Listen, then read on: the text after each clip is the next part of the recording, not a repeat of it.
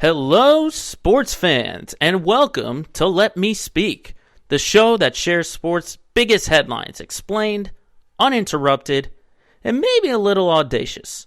I'm Joe Braverman, and today's topics we'll be discussing are reviewing both the ALCS and NLCS so far, and the chances for each team to make the World Series, plus the biggest games from NFL Week 6, and picking the games ahead of Week 7. And which teams have the best shot of making the college football playoff. It's episode 44 of Let Me Speak, and it starts right now.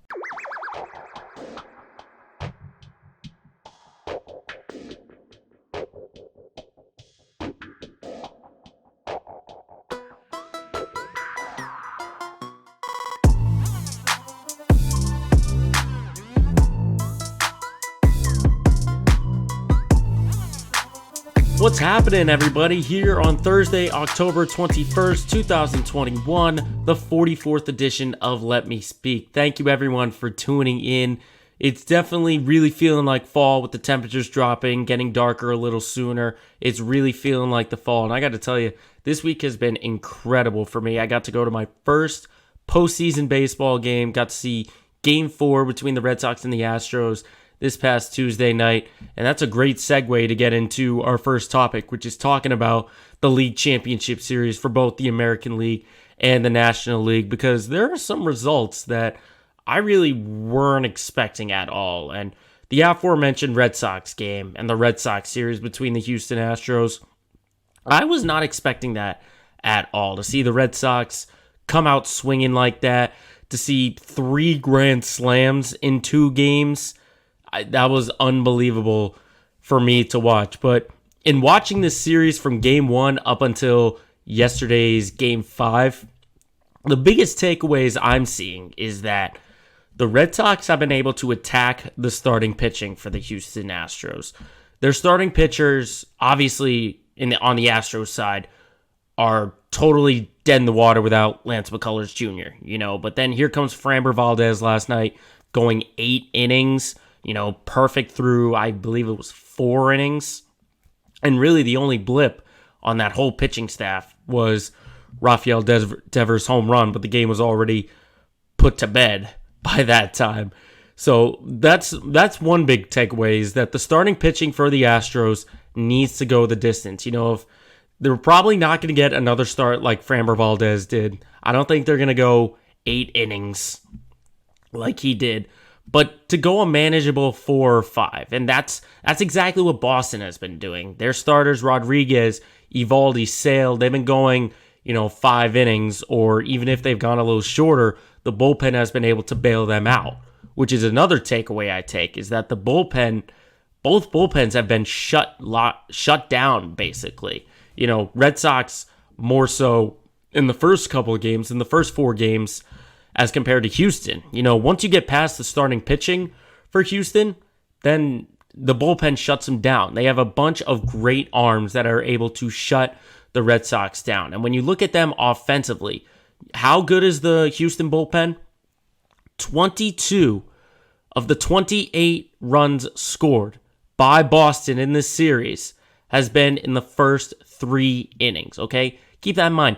22 out of the 28 runs have been within the first 3 innings.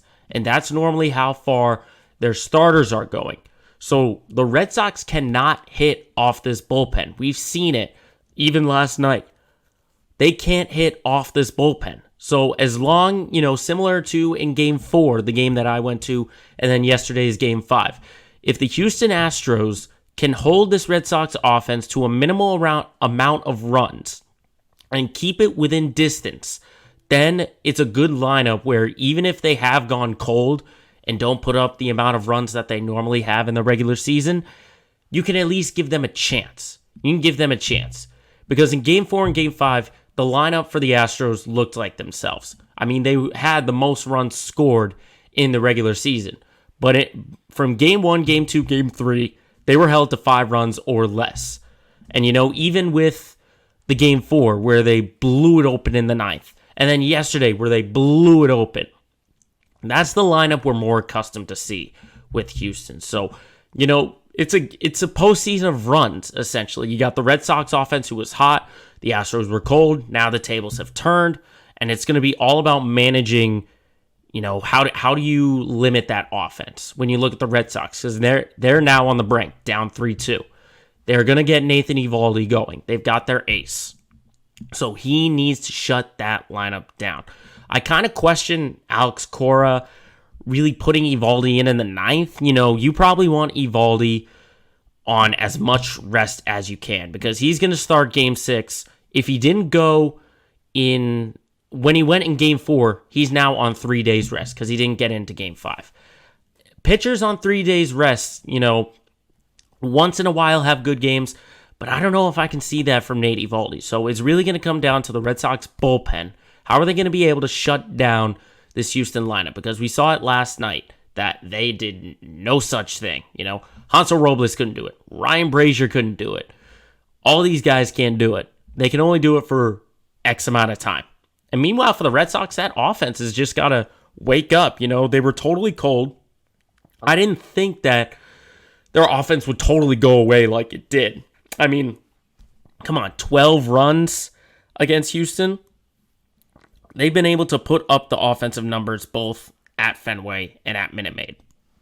So a sustainable offense is really all you're looking for, The fact that they've got shut down after scoring like 9 and 12, then they score 2 and 1, like that offense has to get better. And it could be Rafael Devers' forearm injury. It could be JD Martinez's ankle, but Alex Cora's trying to push the right buttons. I don't know if he's going to be able to do it because it is Houston. Houston just as electric an atmosphere as Fenway Park, which, by the way, that atmosphere at Fenway was incredible. Definitely giving me 03, 04 vibes. But I think this goes to a 7th game. I think the Red Sox somehow, some way are going to pull this out, and that's really where anything can happen. I did predict the Red Sox to take this series. I'm still unsure about this, but I do think it goes 7 games. I think these two teams are totally matched, but it almost felt like the Red Sox lost the series in the 9th inning of Game 4. But we'll have to see. That's what's great about the postseason is that anything can happen. It can turn on a dime just like that. But there might be a series, the other series, the NLCS, that series might be over by the time this episode airs. Because last night, the Braves put on an offensive clinic against a Dodgers staff, which some were calling unhittable. I mean, 9-2 in Game 4 last night to take a 3-1 series lead. What a performance the Braves have been putting on in this postseason. I mean, you take away Game 3 by the Dodgers, and that pitching staff has shut them down. I mean, it has gone a lot of back and forth, really down to the wire, where Atlanta walked off twice.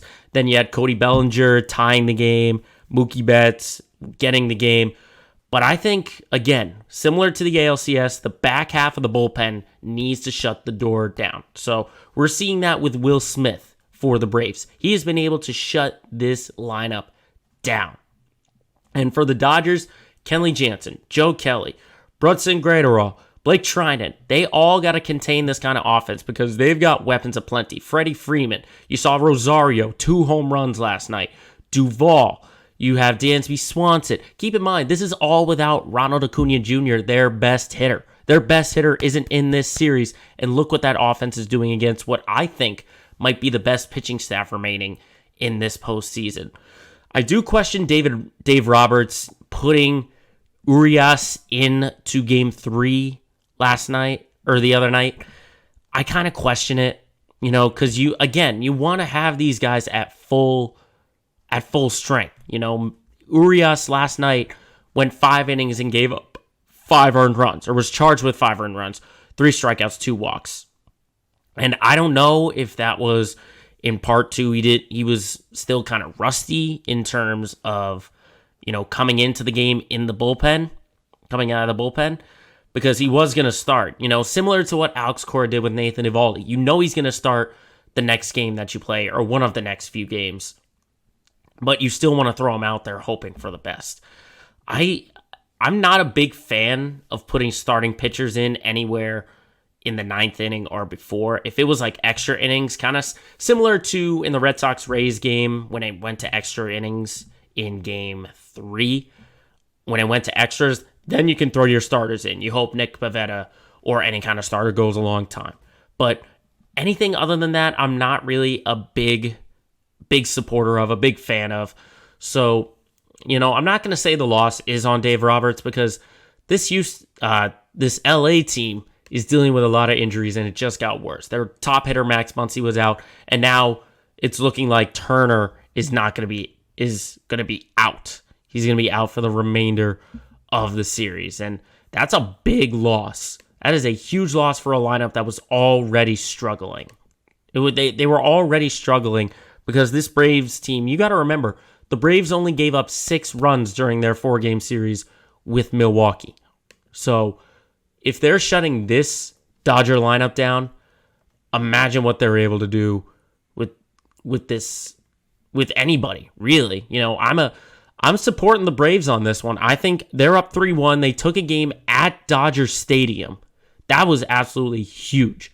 Absolutely huge. And now the fact that Justin Turner and Max Muncy are out of this lineup, that's going to put a lot more pressure on guys like Bellinger, who struggled. Guys like Mookie Betts, who haven't had the same season as he has before. Guys like Trey Turner. All these guys have got a ton of pressure. And I know they've got Walker Buehler. They've got Max Scherzer, excuse me. They got Buehler. They got Muncy. Urias might go again. I just don't see it being down 3-1. I understand Atlanta was up 3-1 last year against this Dodgers team, but this team's a little different. The lineup isn't what it used to be, and the pitching staff in terms of the bullpen isn't quite the same. So that's why I'm more optimistic on Atlanta than I am on LA. And I think I can expect the Braves to win the pennant for the first time since 1999 that I read. So I think it's going to be really exciting to see what happens tonight in Game 5 at Dodger Stadium. Will the Dodgers keep their season alive, or will the Braves punch their ticket to the World Series?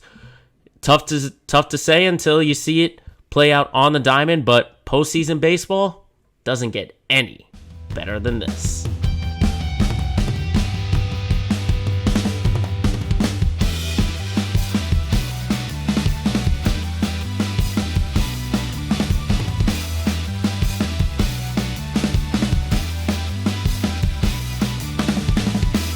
Shifting gears now to the NFL, we're getting very close to the halfway mark of this 17-game season. We're coming off of Week 6, getting ready to go into Week 7. We've got our Pick'em segment coming up. But first, I want to talk about a few games that really opened my eyes last week during Week 6. And I want to start with Minnesota and Carolina. I wanted to talk more about the Panthers on this one because last week when Chandler Hutchison and Pat Mahoney were on the show, we talked about guys like Lamar Jackson, guys like Patrick Mahomes and Derrick Henry, who are guys where you take them out of the lineup and it's a whole different ball game. And it's a whole different team. It's the same thing with the Panthers and Christian McCaffrey. This team is completely lost without their star running back. And arguably probably the best running back in the game in terms of versatility with running the ball and catching the ball. He's so dynamic, but he just can't stay healthy. And because of that, the Panthers have gone from 3-0 to 3-3. And that's putting a lot more weight on Sam Darnold, which we're finding out he can't have that much weight on him. I mean, looking at the numbers from this game, 17 of 41, 207 yards, 1 touchdown, and an interception.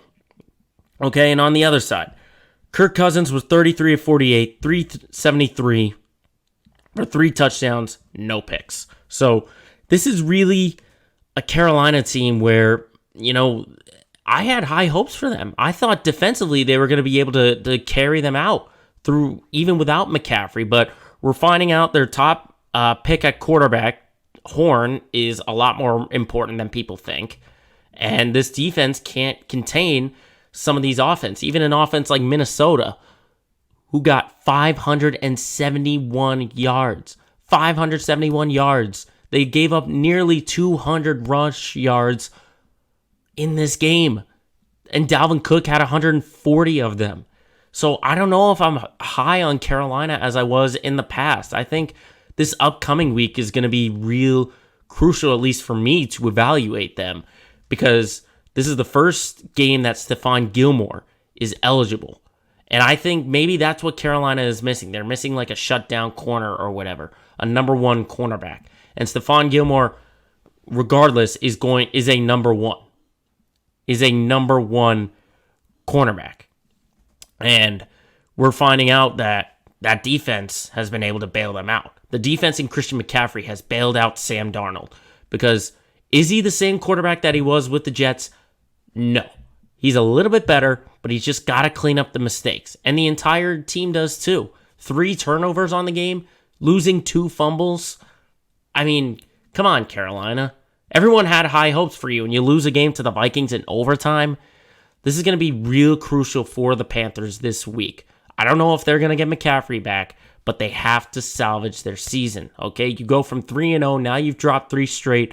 If you're losing a game to the Vikings, that's cause for concern right there. And I know I was high on the Vikings early on, and I'd still like this offense. But the fact is Carolina is in a downward spiral, and they have to fix it.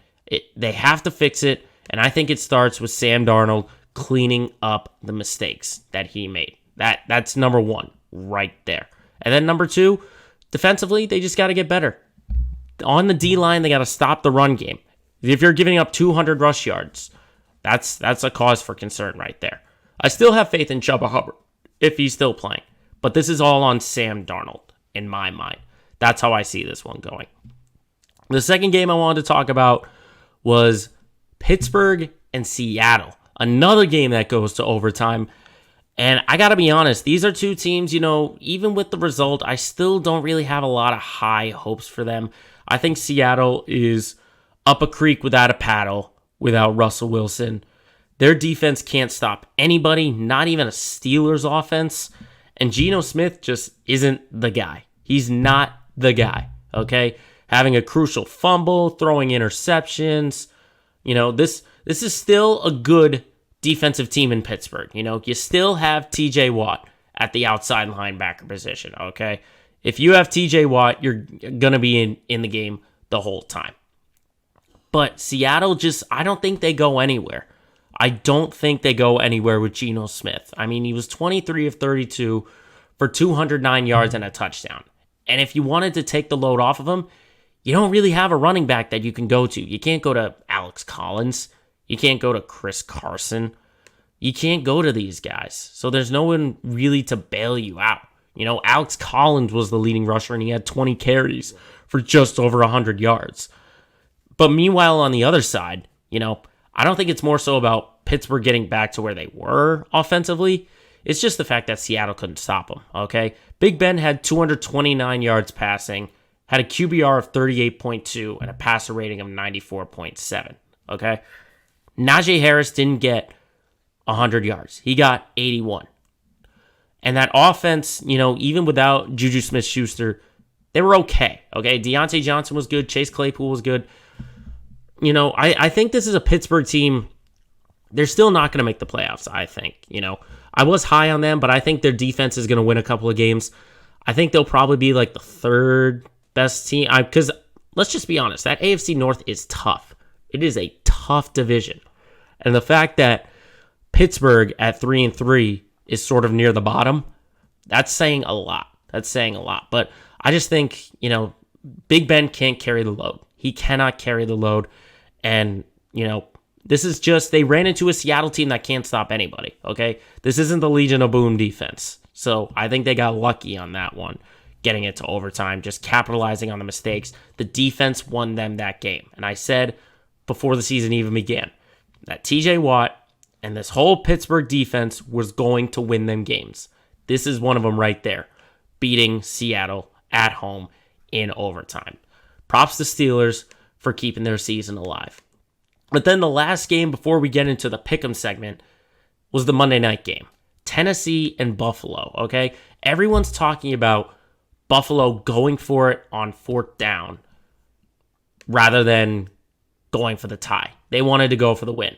And honestly, I don't blame them. I don't blame them. When you have a team like Tennessee, you know they have a high power offense. You know they've got Derrick Henry. You know he ran for 143 yards and 3 touchdowns. Why not? Why not take the chance? It'd probably be a different story if they were fighting for a playoff spot. But I think the fact is Buffalo is in a completely perfect situation.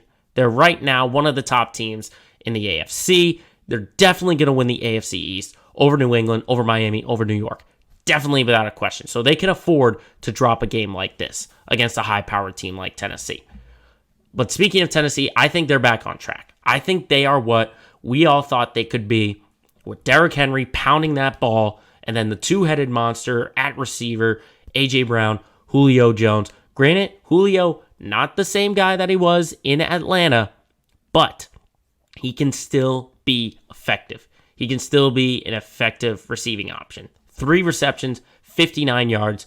Of course, one of them was the 48-yard reception. But just having that kind of offense and that kind of versatility. I mean, Derrick Henry, outside of Ryan Tannehill, was the only guy to carry the ball. Okay? He carried it 20 times, which means Ryan Tannehill had to throw that ball a ton.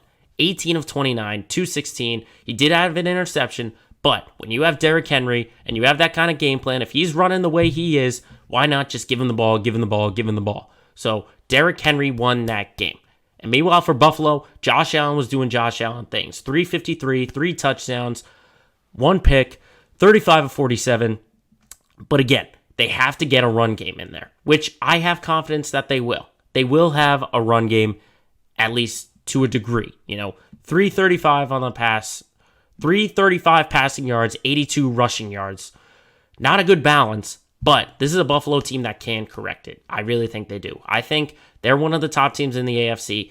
This is water under the bridge. They're 4-2 right now. They're going to run away with the division, so I see nothing wrong. But what a game it was between these two.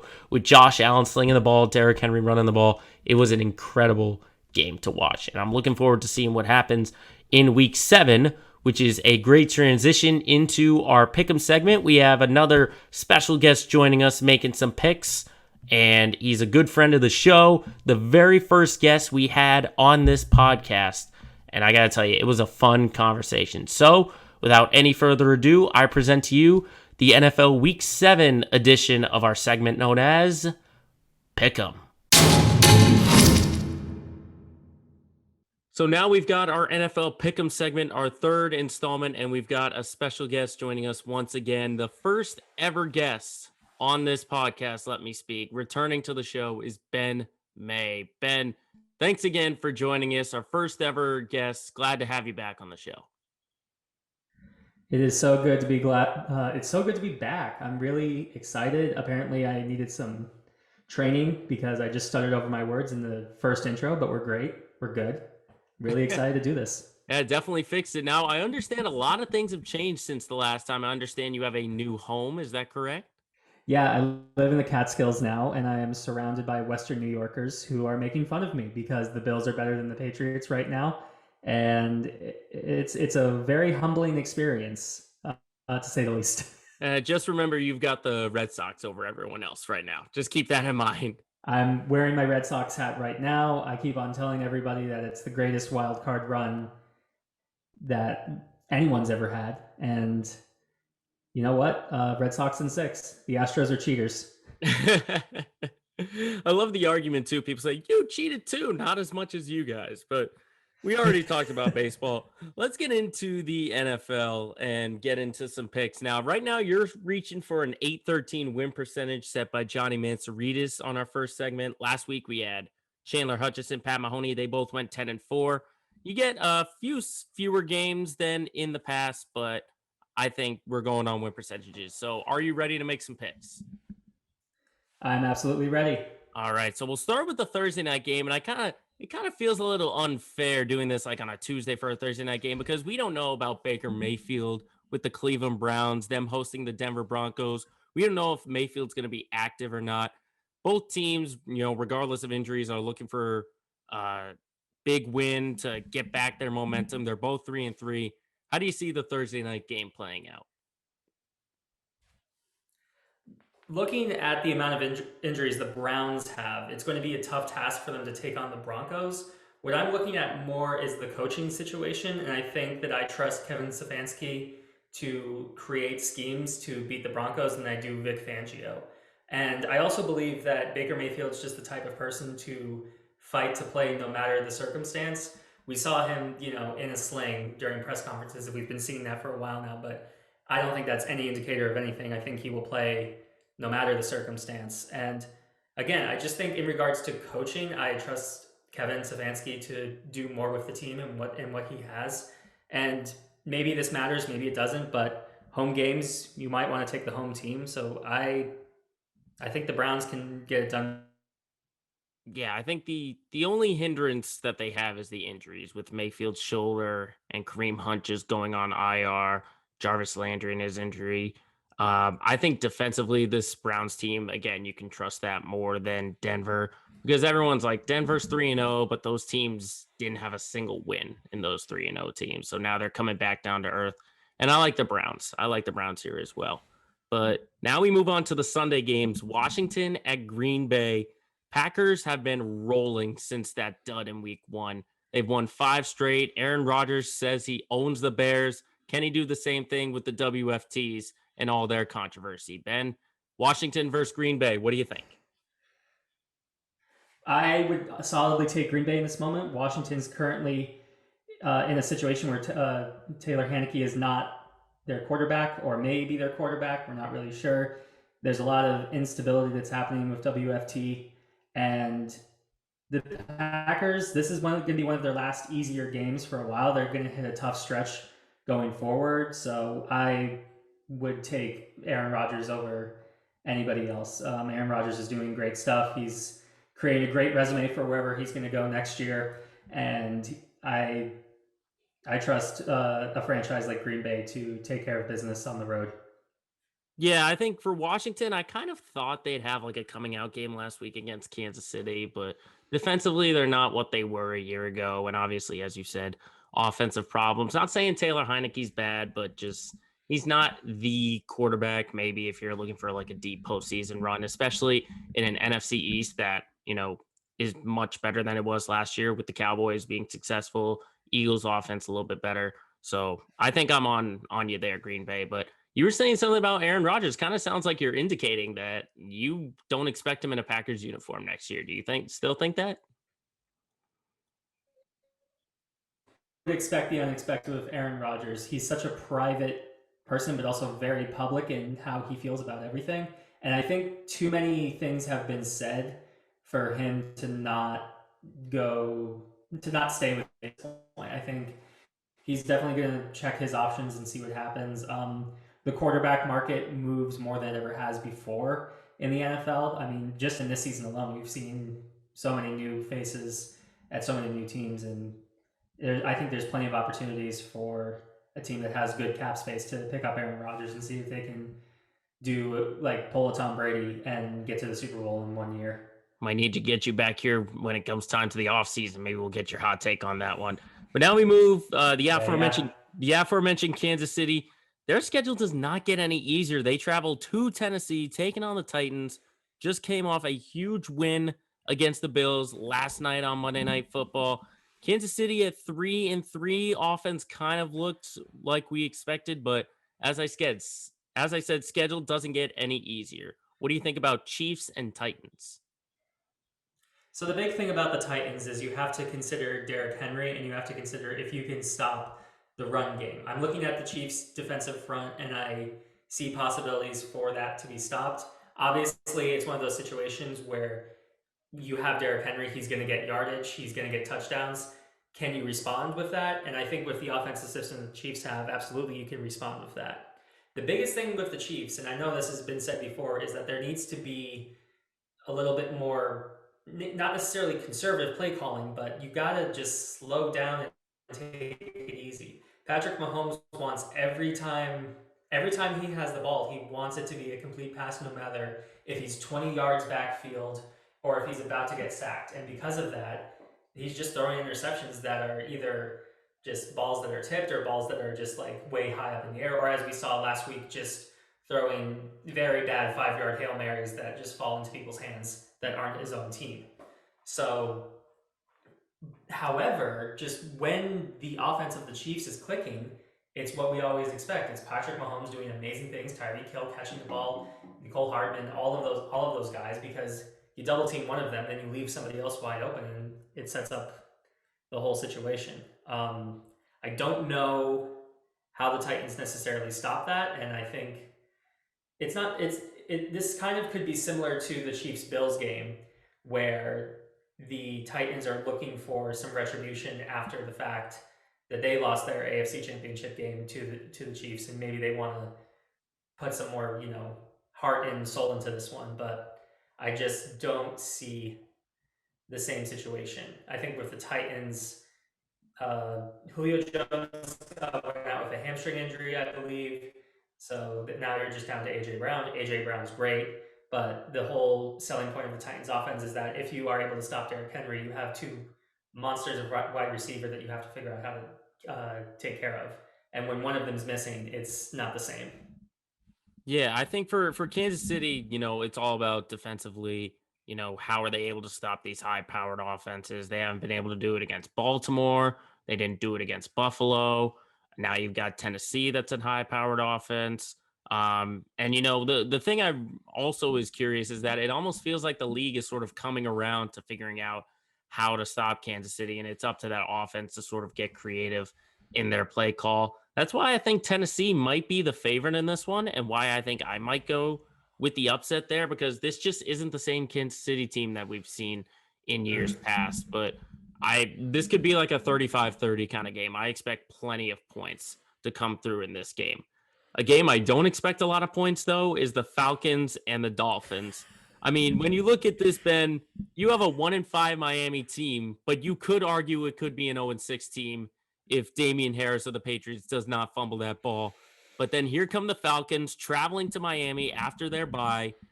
This is definitely going to be an unwatchable game, but we do got to make the pick regardless. What do you say? Um, in regards to this game, I'm looking at quarterback play, and I trust Matt Ryan being able to connect with anybody than I do Tua being able to connect with anybody. I don't know what's up with Tua. I don't know if it's a coaching situation. I don't know if it's just the fact that maybe he's just going to be one of those great college quarterbacks that never really translated properly in the NFL, or maybe we're just because it's his sophomore year and he's coming off of IR. What I do know is that the Falcons have Kyle Pitts, and I don't, and I think there's no one really on the secondary of Miami that's going to be able to stop that. Even despite Miami secondary being very good with Xavier Howard, Kyle Pitts has proven himself to be somewhat of an anomaly, and I think that can only get better. I just simply don't trust the Dolphins to win a game unless it's simply handed to them by accident. So I take Falcons begrudgingly. I don't expect to watch any highlights of this game because I don't think there will be. I mean, the story that you let Jacksonville win their first game after 20 straight losses should tell you the story right then and there. This was a team, everyone was high on Miami last year with Tua replacing Fitzpatrick, and then all of a sudden, Brian Flores is this genius outside of the Belichick tree. Well, now they're 1-5. I think they'll be 1-6. I'll take the Falcons as well. But it's odd to think that the Jets and the Dolphins are in the cellar of the AFC East, because I thought it was going to be, those three teams and then the Jets right at the bottom. But Miami has struggled. I did not expect this coming out from the Dolphins team, but we'll see if they can get some redemption at home. But speaking of the Jets, they're off their bye week. They travel to Foxborough. They take on the Pats, who are 2-4. Ben, the Pats are 0-4 at Gillette Stadium. Hard to believe that, but they have not won a game so far this year in Gillette Stadium. Here come the Jets. It almost seems like the Pats have been close in every single game, and it takes a couple of plays for them to turn it around, especially last week in overtime against the Cowboys. What do you say about your Patriots? What I say about your Patriots, or our Patriots, I guess, is that if there's any team that we're going to beat at home, it's the Jets, because that's, I feel like, New England tradition. This is going to be the second game. We beat the Jets fairly handily in week 2, I believe, and Zach Wilson threw 4 interceptions, and that was pretty infamous as a big red flag as to, oh my God, why did they pick Zach Wilson? The Jets have gotten better over the last couple weeks as they kind of figure out their system more, and Zach Wilson gets better as a rookie quarterback. So I don't expect this game to be a blowout. I do expect the Patriots to win because the Patriots are also in the same situation where they are progressing their offense and defense just at a level where they have Bill Belichick as a head coach and they have Josh McDaniels on offensive coordinator, even though that's a very hot topic right now of is he actually good or was he just Brady's offensive coordinator and just listen to him and he would be like, yeah, sounds good, Tom. I just don't expect the Jets to win many games, and I can't imagine this game being one of them. I think it could has the potential of being close, but not in like a very fun competitive way, just in a sense where the Jets have maybe figured some things out looking at the week 2 tape and are able to fix the mistakes that they did previously. All I that think being said, go ahead. we say explicit words to the Jets and we move on to bigger and better things. That's a good point. I think from a Patriots fan standpoint, you have to look at this game and say that if they drop this game, their season's over. Don't even have hopes for the playoffs or anything like that. Despite being 2-4, 2-4 is not a terrible record to have. I know this team did have some expectations with all the additions they made, but with some teams going the way they are, you have Cincinnati at 4-2, Cleveland 3-3.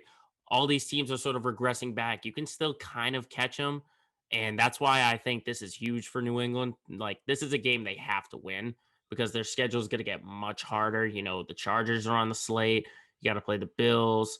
It's going to be a very tough schedule. So I'm with you that I'm going to take the Patriots, that they should win this game. But like I said, I don't think it's going to be easy. Plus, Mac Jones is just going to get even more and more confident. He hung with Brady. Then he hung with Dak Prescott. This success of Jones is not indicative to this team. He's like the only guy right now who's successful on that team right now. I do want to ask you, because we hadn't talked since the draft. What did you think initially of Mac Jones? Did you think he was the right fit? And do you think he can be the long-term future for this Patriots team? I I was like, okay, because I knew what Mac Jones was just based off of the national game, the like championship game for college football, that he was pretty much a good passer and was able to extend plays outside of the pocket, but not in the way that kind of the new quarterbacks like Josh Downs and Lamar Jackson were, and that's a great fit for the Patriot system because the Patriot system has kind of been more of the quote unquote traditional quarterback. Um, what I did not realize about Mac Jones is simply how quickly he was going to be able to pick a lot of aspects up, and there was all the things about Mac Jones is understanding the playbook better than Cam Newton and teaching Cam Newton plays in big quotation marks. Whether you believe that or not, that's up to you. I'm very happy to have Mac Jones out of all the rookie quarterbacks. We were never going to get Trevor Lawrence. We were never going to get Zach Wilson. Maybe we don't need Zach Wilson. Trey Lance would have been an interesting one, but that situation might be a little bit different. And I think it was the best choice to not do Justin Fields, just simply because Justin Fields is such a different athlete that it would not necessarily work with the Patriots system. And I think the coaching staff is doing very well in protecting Mac Jones in his rookie year. He has a fantastic completion percentage, and I think that's more due to the part of the play calling that happens as his receiving options are, still there's no real number one wide receiver yet. So there's a situation where the plays are chosen so that Mac can complete them, and he's also just making incredible great plays when he gets like out of the pocket and is able to make things happen as well. I'd say overall we have a great quarterback that can only get better, and I'm excited to see what he's able to do for the next 20 years as we create another dynasty or whatever. I'm only asking because you were the biggest Cam Newton fan that I know. And you were saying your Newton jersey's now a collectible. I mean, I'm just seeing how you're dealing with it, but who knows? Cam might be back in the league. He's vaccinated. He might want to be back in the league. There might be a team looking for him.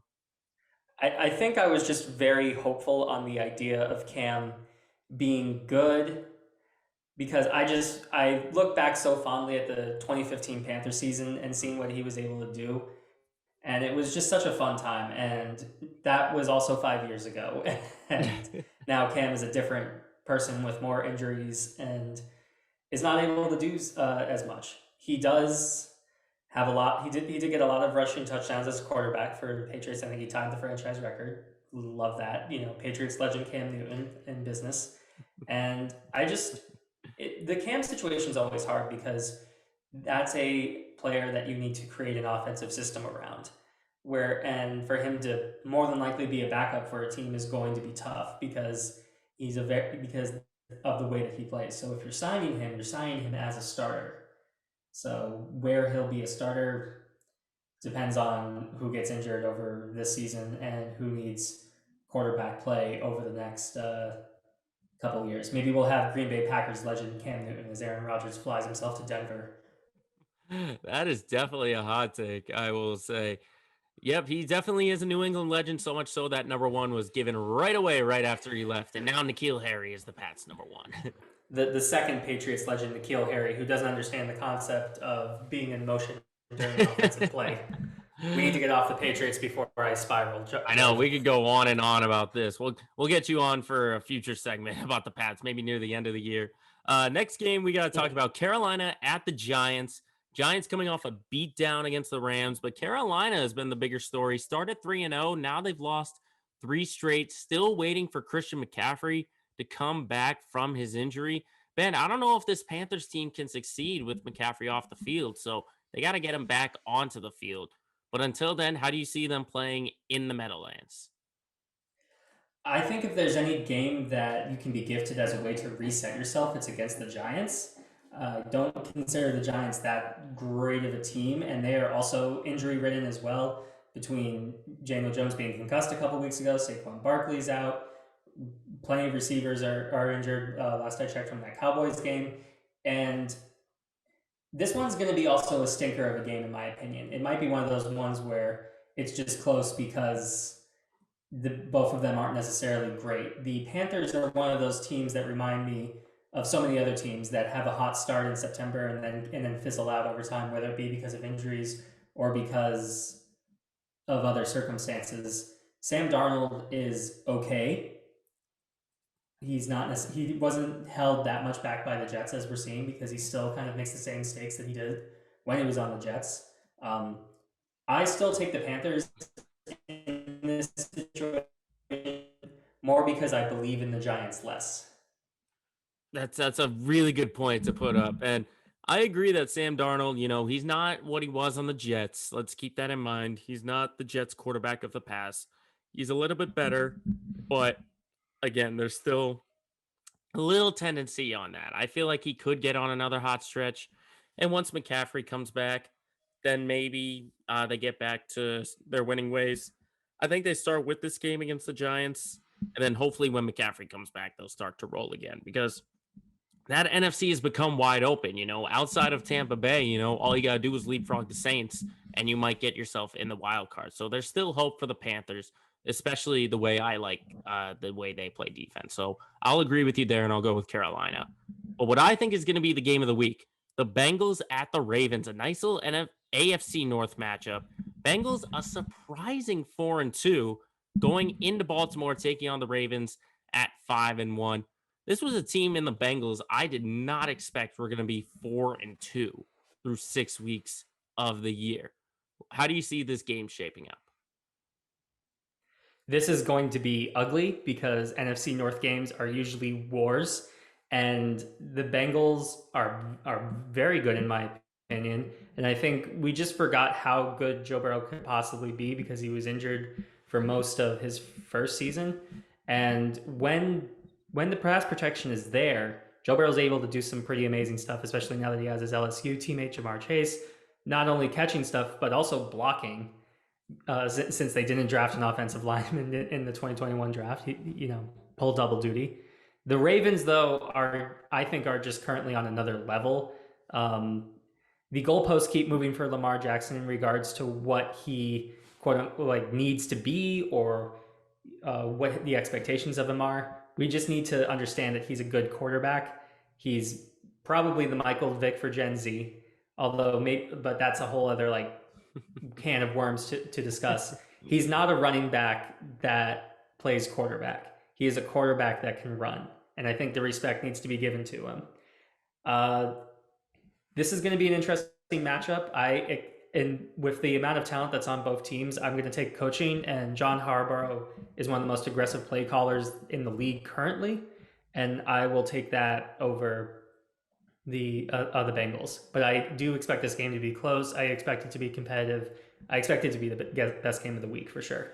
I like what you said about John Harbaugh. I think the connection between him and Jackson has been, I said this last week that might be the best 1-2 connection between coach and quarterback in the entire NFL. And plus, they can game plan. You look at last week against the Chargers, where you didn't need Lamar to throw the ball so much, so he could use his legs more. And you go to the week before against the Colts, he had to throw more instead of his legs. So I think adapting to that is so important for that Baltimore team and for Lamar Jackson. I'm with you there that I think also being home and just this Bengals team kind of being unproven really helps Baltimore with their chances. Let me ask you this. I had Chandler and Pat on last week. They were saying Lamar Jackson is for right now their MVP selection. Are you on that same boat? I mean, he's definitely in the conversation. In regards to MVP, I'm looking a lot at Justin Herbert and what he's able to accomplish. He is throwing dimes out there all the time, and the touchdowns are incredible. Tom Brady, I mean, it's almost like a LeBron James situation where Tom Brady just consistently puts up good numbers and could be on a record-breaking season. Whether that means MVP or not is a different conversation because of how MVP is looked at. But I would say that one of the things I always try to look at with MVP is the valuable player aspect. And Lamar Jackson is incredibly valuable to that team in regards to what their offensive system looks like, and because of the fact that they are just on a carousel of running backs that are not necessarily RB1 because their RB 2, 3, 4, 5, 6 are all injured probably. So he's carrying the run game as well while still being an excellent passer and being able to do amazing things on fourth and 20s or third and all of those type of situations. Um, I can talk myself into him being the MVP frontrunner. I just feel like it is still a little too early. Um, if I'm gonna like make picks immediately, Lamar Jackson for MVP, Derrick Henry probably for offensive player of the year, Trayvon Diggs defensive player of the year. That's a good way of looking at it. But you are right. It is fairly early. We got to get to like November, December before we start getting in that conversation. But the next game we got to talk about the Eagles at the Raiders. Eagles 2-4, Raiders 4-2. Raiders kind of back to where they were now that the John Gruden situation is behind them. But an Eagles team played on last Thursday, so they got plenty of time to prepare. This might be a very close game at Allegiant Stadium in Las Vegas. What do you see with this game? This is tough. Both of these teams I feel are equal in some way, even though the scores do not reflect that. I just feel like the Eagles are underperforming with what they have, and something could break out in any given moment. And if there's a team to break out against, it's the Raiders. The Raiders, while they are 4-2, I just don't know what their identity is at this point. And now they're in a hard situation where they are figuring out their new identity with new coaching. I would pick the Raiders in this situation. The Raiders are at home, although that doesn't necessarily mean much because I'm sure a bunch of Philly people will come to Las Vegas for gambling and for a football game. Where I think Garrett is going to be able to keep the ball on the field for the Ravens. Maybe the Eagles can get turnovers out of him, but I just feel like Justin Hurts is going to possibly turn the ball over with the Raider defense.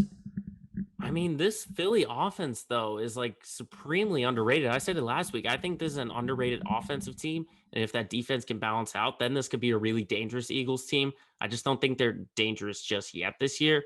But I think the Raiders are just too inconsistent where I would totally be comfortable to pick Philadelphia to go for the upset. And that's why I'm going to do it. I think Philly is going to pull it out. I think Jalen Hurts, he's got some of that magic. I don't know what it is or how he does it, but it's just the magic that he has that can get these Eagles into that game. So I think they go to Vegas and they pull the upset. That's how I think Philly's going to do it. It's going to be because of Jalen Hurts. But speaking of Love a it. team that needs a win, the Detroit Lions, 0-6, does not get any easier. They go to Jared Goff's old team in SoFi Stadium to take on the Rams. I don't even need to ask who you got. It's almost like how close can Dan Campbell and the Lions make this against the Rams? Dan Campbell is losing faith in Jared Goff every game, it seems, and is dropping more and more hints as to how he needs to improve. If I were the Lions, I would start watching more college football games and figure out what you're going to do with your first overall pick. This is just going to be hard. Matthew Stafford is going to have like an interesting homecoming. I'm sure people from Detroit will travel to Los Angeles for this one to support the Lions, but also support Matthew Stafford. It'll be like the return, but not really. And yeah, I mean, I don't need to say it out loud, but it's just going to be a hurtful situation. I I feel incredibly bad for Dan Campbell. He seems like such a great coach, and I feel like he's putting his young players in the best position possible. The schedule is just too hard though, and it doesn't get any easier. And we may look at an 0-17 Lions. Although there are some games down the stretch that I can't remember right now that could be potential winners for them, but it's still just it is a tough situation.